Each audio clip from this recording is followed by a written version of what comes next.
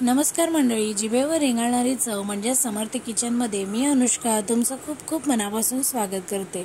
आज आपण मस्त असं मालवणी चिकन कसं करायचं ते पाहणार आहोत। व्हिडिओ शेवटपर्यंत पहा आणि चॅनलला सबस्क्राईब केलं नसेल तर चॅनलला सबस्क्राईब करा। सुरुवात करूया आजच्या व्हिडिओला। इथे मी चिकन घेतलेलं आहे, वजनी प्रमाणात अर्धा किलो घेतलेलं आहे। आता याला छान मॅरिनेट करून घेऊया। तर इथे पहिला आधी हळद लावते। हळद अँटीबायोटिकचं काम करते। यानंतर मीठ चवीपुरतं, यानंतर मालवणी मसाला घेतलेला आहे। तर तिखट तुम्ही तुमच्या आवडीनुसार कमी जास्त करू शकता। यानंतर आले लसूणची पेस्ट घालायची आहे। तर यामध्ये तिखट आणि मीठ जे घातलेलं आहे ते आपल्या अंदाजाने घालायचं आहे, कारण मी मॅरिनेट करताना आणि चिकन बनवताना सुद्धा असं दोनदा तिखट वापरलेला आहे। तर त्यामुळे तो अंदाज घेऊनच व्यवस्थित मॅरिनेट करायचं आहे। जर यामध्ये तिखट जास्त घातलं असेल तर चिकन बनवताना थोडं कमी घालायचं। आता चिकन छान मॅरिनेट होते तोपर्यंत आपण मसाला तयार करून घेऊया, म्हणजेच वाटण तयार करून घेऊया। तर इथे मी वाटण्यासाठी कढईमध्ये थोडंसं तेल घेतलेलं आहे। तेल चांगलं गरम करून घ्यायचं। तेल चांगलं गरम झालं की यामध्ये घालायचं आहे उभा चिरलेला कांदा। तर इथे 2 मोठे चिरलेले कांदे मी, तर ते छान असे गुलाबी होईस तोपर्यंत चांगलं भाजून घ्यायचं। तर इथे बघा छान असे गुलाबीसर झालेले आहेत, थोडेसे असे ब्राऊन झालेले आहेत। आता हे व्यवस्थित भाजलेले आहेत। आता आपण काढून घेऊयात। तर अगदी 5 ते 10 मिनिटात छान असे कांदा जो आहे तो व्यवस्थित परतला जातो। तर इथे मी आता काढून घेते हे एका डिशमध्ये। आता ही डिशमध्ये काढून घेतलंय। आता याच कढईमध्ये सुकं खोबरं भाजून घ्यायचं आहे। 4 ते 5 चमचे सुकं खोबरं घेतलेलं आहे। तर हे देखील छान असं खरपूस भाजून घ्यायचं आहे। याचमध्ये मी 4 ते 5 लसणाच्या पाकळ्या घातलेल्या आहेत, यामुळे मस्त अशी चव येते।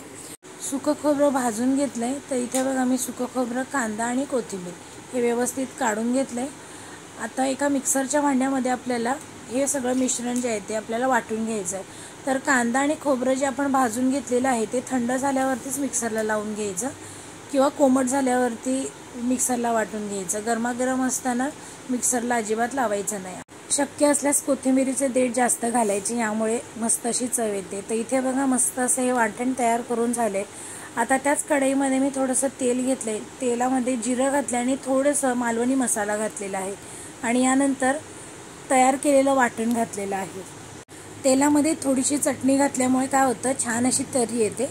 तर इथे बघा छान व्यवस्थित असं मी परतून घेते। तर आता तेल थोडं जास्त गरम झालेलं, त्यामुळे मी आधी परतून घेतलं। आता यानंतर मिक्सरच्या भांड्यामधलं उरलेलं जे थोडंसं आहे ते घातलं, आणि आता मिक्सरला जे लागलेलं वाटण असतं ते वाया जाऊ नये त्यामुळे त्यामध्ये मी थोडंसं पाणी घातलं आणि ते यामध्ये ॲड केले। तर पाणी शक्यतो कोमट किंवा गरम घालायचं, आणि आता हे छान व्यवस्थित मिक्स करून घेतलंय।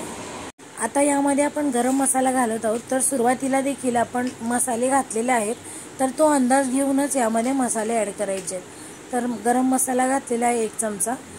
तर गरम मसाल्याच्या ऐवजी तुम्ही चिकन मसाला देखील वापरू शकता। यानंतर चवीपुरतं मीठ घातलं। परत एकदा छान व्यवस्थित असं मिक्स करून घेतलेलं आहे। आता मिक्स करून घेतल्यानंतर यामध्ये मॅरिनेट केलेलं जे चिकन आहे ते यामध्ये घालायचं आहे, आणि छान असं व्यवस्थित मिक्स करून घ्यायचं आहे। 1 ते 2 मिनिट छान असं परतून घ्यायचं। तर इथे बघा हे छान व्यवस्थित मिक्स करून घेतलेलं आहे। आता यामध्ये जर तुम्हाला आवश्यकता असेल तर थोडंसं पाणी ॲड करू शकता। तर आता इथे मी झाकण लावून एक 5 ते 10 मिनिटं छान शिजवून घेणार आहे। 5 ते 10 मिनिटानंतर बघा मस्त असं शिजत आलेलं आहे। परत एकदा मी छान परतून घेतलंय। व्यवस्थित अशी कन्सिस्टन्सी आलेली आहे, जास्त पातळही नाही किंवा जास्त घट्टही नाही। तर इथे बऱ्यापैकी शिजत आलेलं आहे चिकन। तर मी अजून एक 5 मिनिटं छान असं शिजवून घेणार आहे। तर एक 5 मिनिटानंतर बघूया। तर बघा मस्त असं चिकन जे आहे मालवणी चिकन तयार झालेलं आहे। वरून कोथिंबीर चिरलेली घातलेली आहे, आणि छान असं मिक्स करायचं। बघा किती मस्त असं दिसत आहे। जितकं दिसायला सुंदर आहे तितकंच चवीला अप्रतिम आहे। पाहून तुमच्या तोंडाला पाणी सुटलं असेल, हो की नाही? मला खात्री आहे की तुम्हाला आजचा व्हिडिओ नक्की आवडला असेल।